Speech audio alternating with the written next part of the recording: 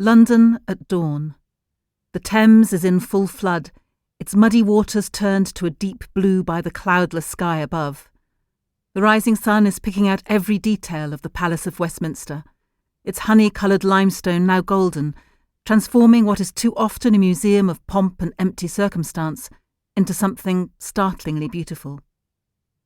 I'm standing on Westminster Bridge, looking east towards the towers of the City of London to Essex and Kent, and beyond to Europe. I'm there to film a short message, and now as I watch the recording again 8 years later, I realise I look like someone who has just heard of the death of a friend or a relative. I am profoundly sad, perhaps a little shocked. I'm also deeply tired because I've been up all night. I look like I don't quite know what to say. I know, like me, you'll be feeling pretty devastated this morning. Just a few hours earlier, I had watched David Dimbleby report the result of the referendum on the UK's continuing membership of the European Union. After all the millions of words spent during the campaign, the result came at 4:39 a.m. on the 24th of June 2016. We're out. Sometimes when you're tired or in shock, things can gain a strange clarity. People have voted the way they did, I think, partly because they were feeling so angry and alienated, and the divisions in this country run so deep. And if we're ever to have a chance of healing these divisions, the progressives have got to work together. In one way, that moment on Westminster Bridge feels a lifetime ago.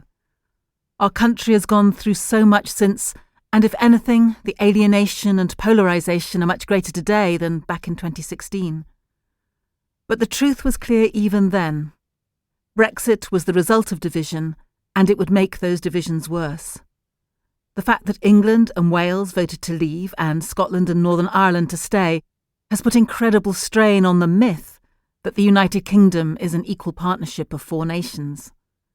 The government in London decided what form Brexit would take without any reference to the elected governments in Edinburgh or Belfast or indeed in Cardiff. Unsurprisingly, support for the reunification of Ireland has grown. The pressure for a second independence referendum in Scotland cannot be ignored forever. In Wales, a new sense of national identity is on the rise. The future of the United Kingdom itself is now in doubt. Yet we left primarily because of what happened in England. Outside of the capital, every single region voted for Brexit. It's no disrespect to Wales, which voted by a majority of only 80,000 for leave, to say that it was an English vote that drove Brexit.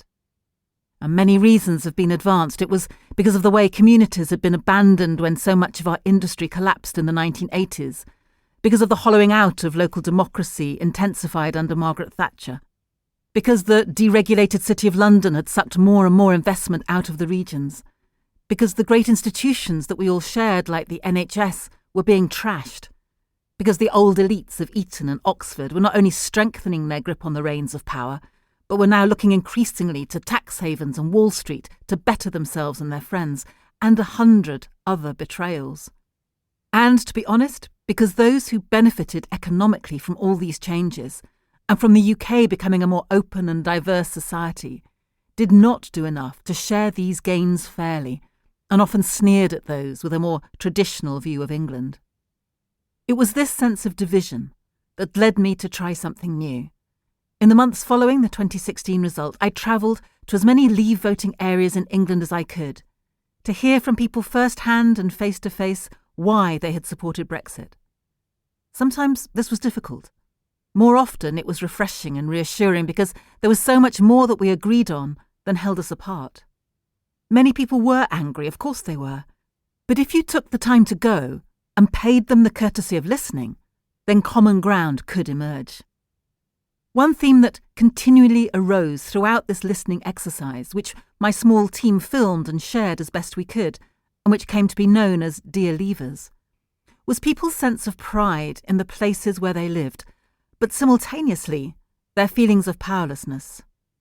I was told countless times that London and the power that was held there was so far away that it might as well have been on another planet. They felt unheard and ignored.